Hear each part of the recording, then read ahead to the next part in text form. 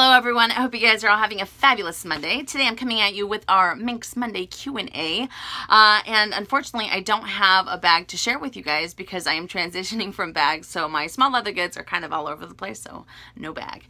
But I do have some show and tell, so let's get started with the very first question, shall we? From Shopping with a Passion. What do you think about the Maxi Classic Flap compared to the Jumbo Classic Flap? I tried on both and plan on saving for one. I do love big bags, but the Jumbo seems to be the most popular one. What do you think of the Maxi? I really like the Maxi, and it carries quite a bit in there. So yes, it definitely is a little bit larger, but if you're the type of person that absolutely needs to carry more daily essentials with you and going compact isn't necessarily the best option for you and you still want a classic flap, then I think that the Maxi is a great way to go.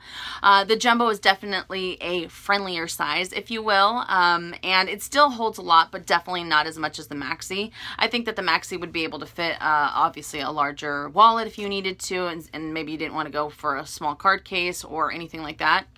So if you need a bigger bag for your daily essentials and you don't want to go compact, the Maxi is great. If you don't mind going compact and you want something that is a little bit, like I said before, I think that the Jumbo is definitely friendlier to carry, then the Jumbo would be a great option to go for. But either one are great, and I mean, classic flaps in general are just beautiful, right? So either one I think would be a great option to go for. Okay, next question from Anvari Olson. Do you think that your priorities will change down the line? I'm a college student and I have had my run with luxury my entire life, and I'm starting to feel a bit jaded with handbags. What are your thoughts? This is a great question. Do I think that my priorities will change down the line? I think to a certain extent, yes. And I mean, you never know what the future holds. I might wake up one morning and just say, I am done with handbags. I don't want any of them, and just sell all of them. You know, it's easy for me to say, yes, I'll be, you know, interested in luxury goods when I'm 100, but you never know. Especially because I enjoy them so much right now. But I will be rocking my Speedy, because there's a few bags that I will keep in my collection forever. And I think anyways, right? And I will still be rocking them when I'm 80 and until I can't hold the bag any longer. Like I responded to some of you guys last week. Like I said, it depends. It's to a certain extent, because if I do get the opportunity to start a family, and a lot of you guys know the trials that I've had with that, and I definitely don't want to get into it because it is a very sensitive subject. But if I do get to start a family, I think because it will have taken me so long to actually be able to be, you know, to be a mom or something like that, that I think that I will just be not necessarily over luxury goods, but my attention will definitely be more so towards my family, you know, if that makes any sense. And I don't know, because I think about it right now, like Edward, obviously, he's my fur baby. I love him to pieces. And anytime we go out somewhere, we do something, I'm constantly thinking of him. I'm thinking of things that he needs. You know, I'm buying him toys. I'm doing this. I'm doing that. And if that's anything as to how it is to be a mother, you know, I think I will be just, luxury goods are just going to be not really not important, it won't be that much of a hobby, it won't be that much of a passion that I have for luxury handbags, if that makes any sense. So who knows? You never know.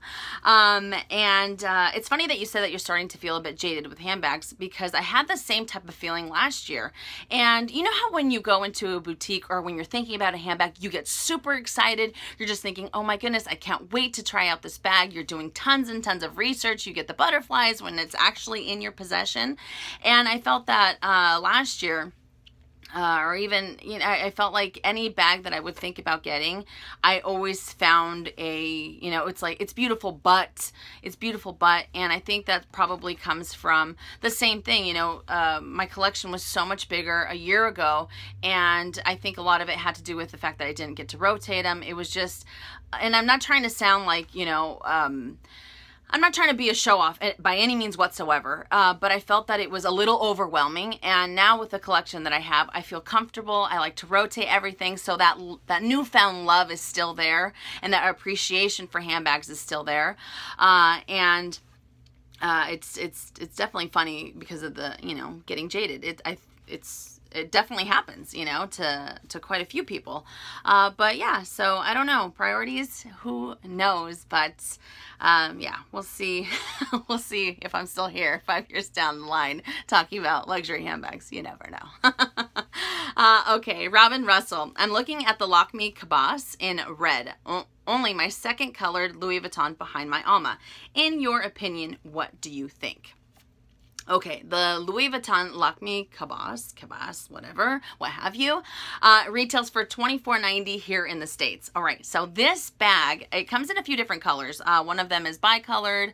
The other one is a solid color. The red is absolutely gorgeous. This bag is 100% leather. So it is a little bit pricier. However, it is an all leather bag. It is a beautiful tote, and it has the gorgeous, you know, microfiber suede interior. It's just a great bag. I think it's a simple bag. It has silver hardware and it has the Louis Vuitton lock. It's just, I don't know, there is something about that bag. I like its simplicity. I absolutely love the fact that it is all leather. And I think the quality is definitely there. So I say go for it. Obviously, I will always say yes to a red bag to a certain extent, right? Because we all know about the whole Gucci disco that I passed on. And I did have a few questions on that, and I will get to that later on in the video. But I think it is absolutely stunning. I think it's a very versatile bag. I think it's very, I think you'll be able to dress it up, dress it down. There's just so much that you can do with it because it's such a great tote. So I would say go for it, Robin. Go for it. Okay. Rachel Thomas, do you ever plan to purchase a Birkin? How do you feel about Dooney & Bourke, Michael Kors, and Kate Spade? Okay, so do I ever plan on purchasing a Birkin? At this point in time, no. Do I see it anywhere in the near future? No. Like I told you guys a few, actually maybe it was 2 months ago, I had a really bad experience at Hermes. Does it take away from the beauty of the handbag? For me, not at all. I definitely still appreciate it. I appreciate, you know, what it brings to the table as far as luxury handbags. I think I like Kelly's a little bit better. You know, I really like the structure that they have. But Birkins are stunning bags. Now, the only thing that would change my mind is if I won the lottery. Let's be honest. If you had all this disposable income, you know, and you invested in the right things and you did this and you did that, or you won the lottery or whatever it was, and you had $10,000, $11,000 to spend on a handbag, then I would do it. Okay, I'm not going to sit here and lie. I'm not going to say, oh, never. Because if I had millions of dollars, I would. But as of right now, the position that I'm in, I don't foresee myself getting a Birkin anytime soon. Not at all. I'm having too much fun with the ones I'm looking at currently. Okay, how do I feel about Dooney & Bourke? I love Dooney & Bourke. Dooney & Bourke holds a very special place in my heart. It was one of the same type of starter bags or starter lines, you know, with Coach that I really liked. I had a few pieces of them. I just really like how well they hold up. Their leather is beautiful. Some of the designs are a little funky. Sometimes they come out with ones that I'm just kind of, really? But I have major love for Dooney & Bourke because, you know, even though I don't have Dooney & Bourke in my collection right now, I think it's wise. I think it's great, whether it's handbags or anything, to never forget where you came from and have an appreciation as to what you had before.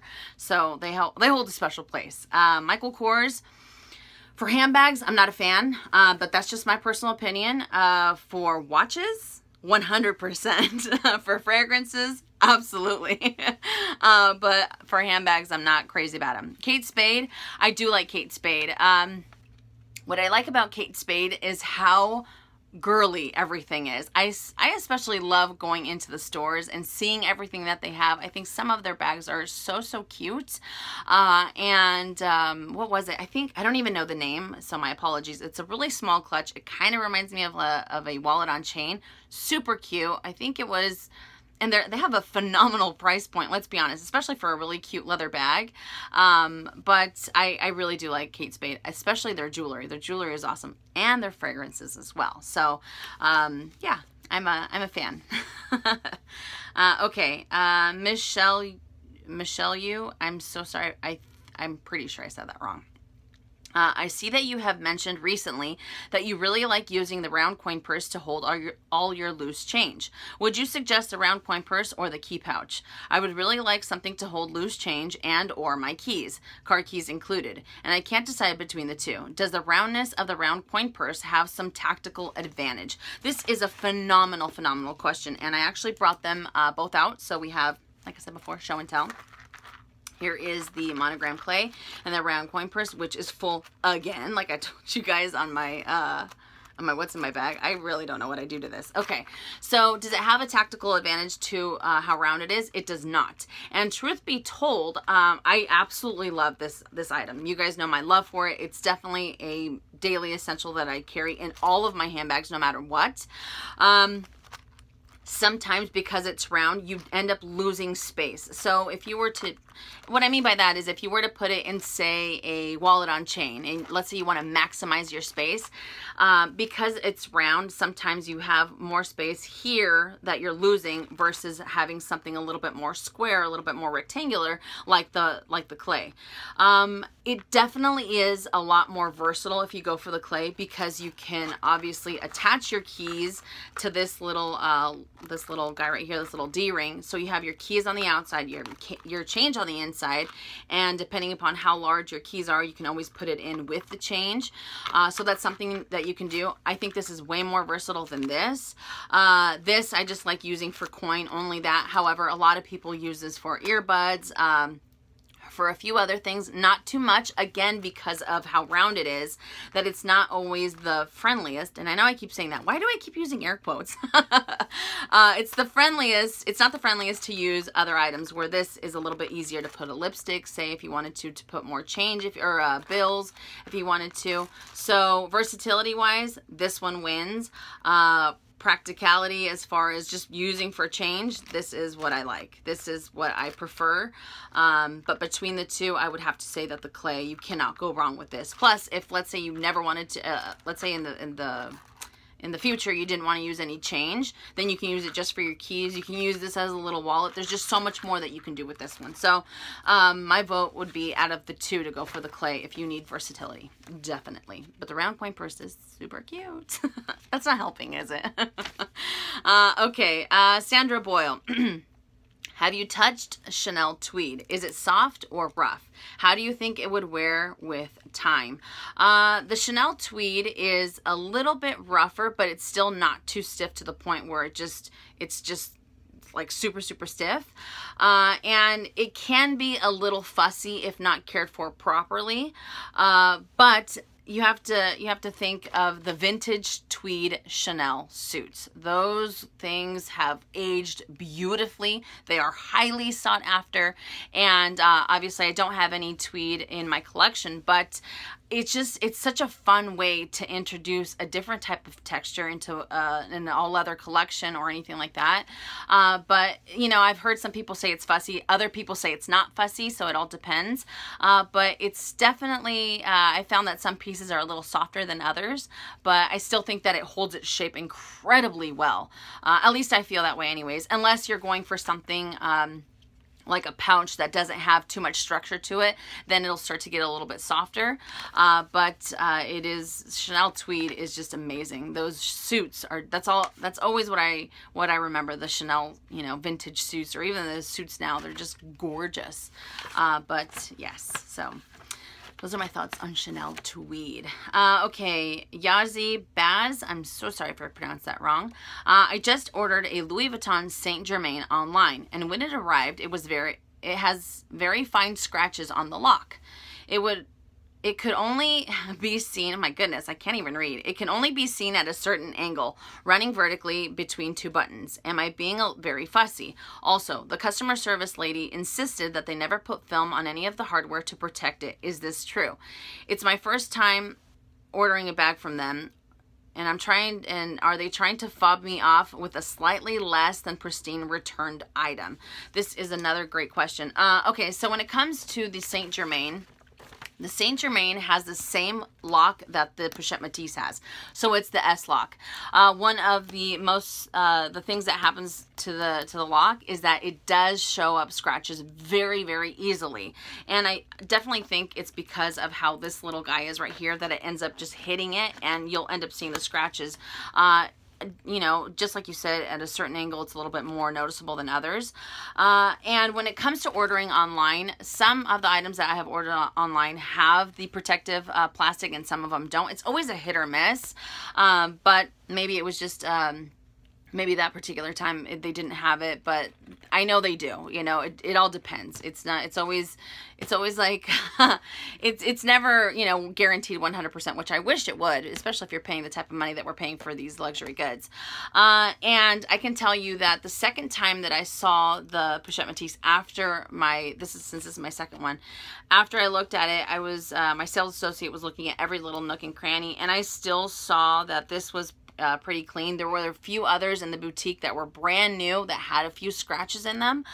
So again, because of the way that the lock is, I feel that it's very, very prone to scratches. And I don't know if you guys can see them right now. Probably not. Maybe not. But it is something that happens with this particular lock. So maybe I don't necessarily think that it was a returned item, but they are a little fussy themselves, the locks to begin with.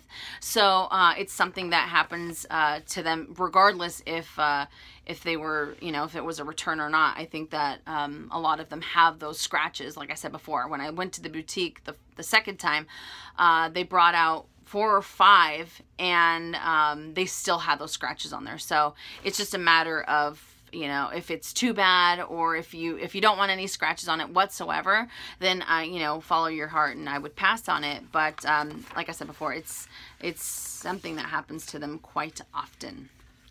Okay, Heather Hirschberg. I am new to luxury handbags and have recently purchased a Speedy 30 and a Neverfull MM Demi Ben. I am kind of obsessed with the Gucci Blooms collection, but it makes me nervous to purchase it. I don't have a boutique near me to check them out. I'm scared to purchase in fear of it being outdated before you know it. Sometimes I love the bags on Instagram, then sometimes I don't like the G's on the bags. This is a great, great question. I know.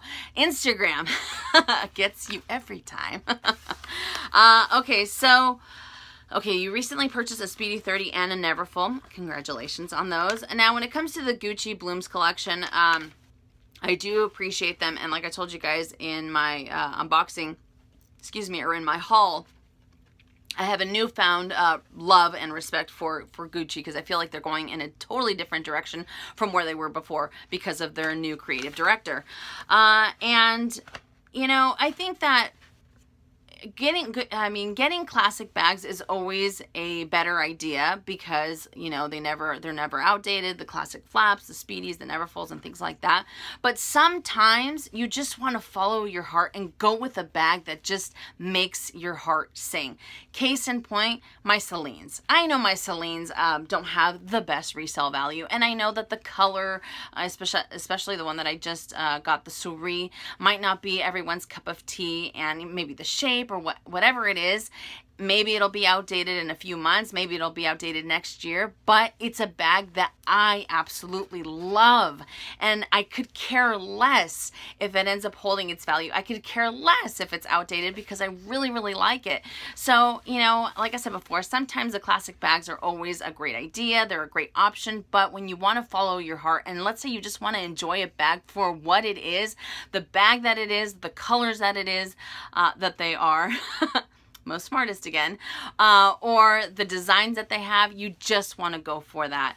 However, if you are starting to kind of take away from it, like maybe you don't like this and maybe you don't like that, I would hold off a little bit, maybe do a little bit more research, because when you start to find a few flaws in the bag, then I feel that maybe that's a way of your intuition telling you maybe this isn't the bag for you, maybe follow or go for a different bag, you know. But if when you look at it, you smile from ear to ear and you're just like, I cannot wait to add this bag to my collection, then go for it. Then go for it, you know. And plus, Gucci does have a pretty good return policy, right? Or maybe it's 2 weeks. No, yeah, I think it's No, it's 10 days.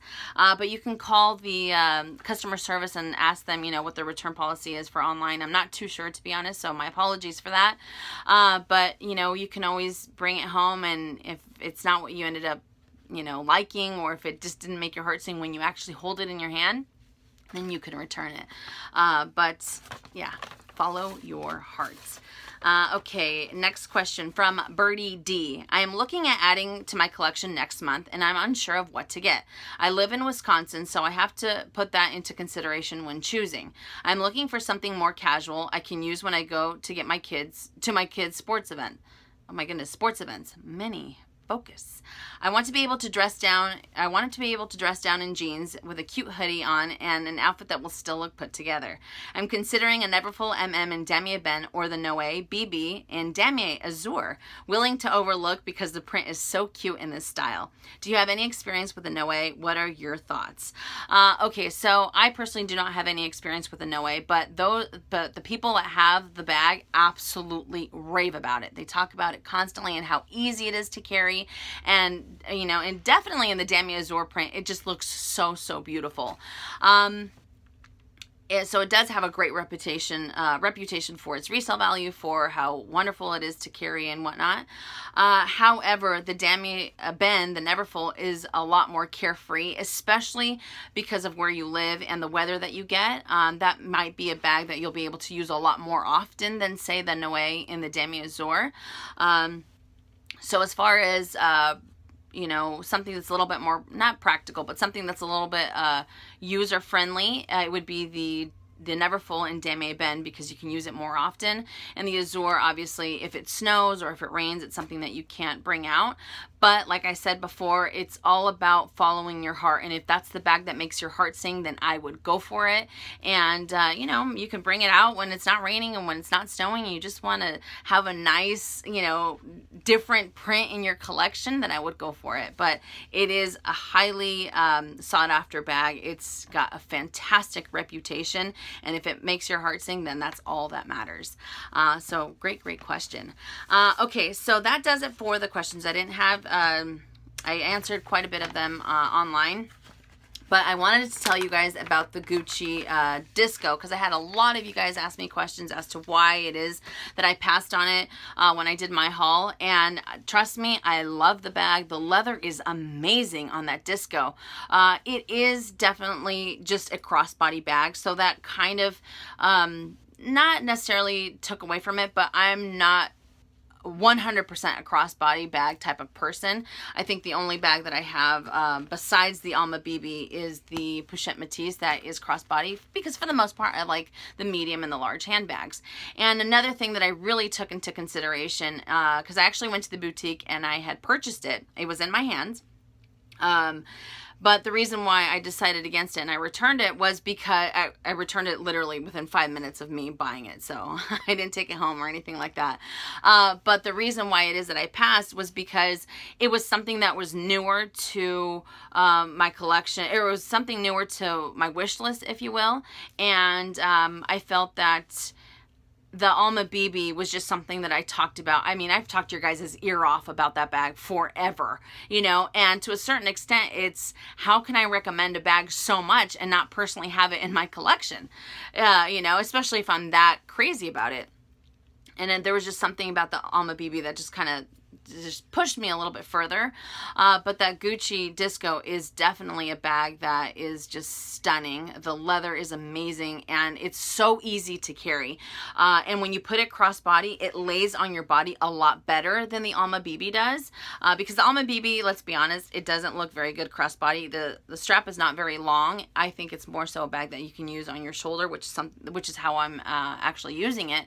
But both of them are phenomenal bags. And the Gucci, again, is just, the leather is amazing. And I'm wondering what kind of what other colors they'll bring them out, you know, they'll bring them out in, and maybe I'll end up getting one of those, because I still think it's a bag that I would like to add to my collection, maybe at some point in time. And a lot of you guys also helped me out saying that it ends up losing its structure quite a bit, and you guys know my love for structured bags. So the Alma is a lot more structured than the Gucci Disco is. Yeah, and then I also had a lot of you guys ask me what I was talking about as far as saying all that's going on with Louis Vuitton. All I was saying is that the quality in general, how we've heard so many things going on with Damier Ben or with canvas pieces in general from Louis Vuitton. So that's what I was referring to. So I didn't mean to just leave it at that. After I rewatched the video, I was kind of like, what are you talking about? So I get where you guys were coming from. But thank you guys so much for watching. I hope you guys enjoyed it. And again, I want to say thank you so much for the wonderful experience, the wonderful session that we had on MMQA 100 last week. I had such a good time with you guys. You guys are amazing. And yeah, so I will see you guys tomorrow. And as always, make it a fabulous day or not. The choice is yours. Have a great day, you guys.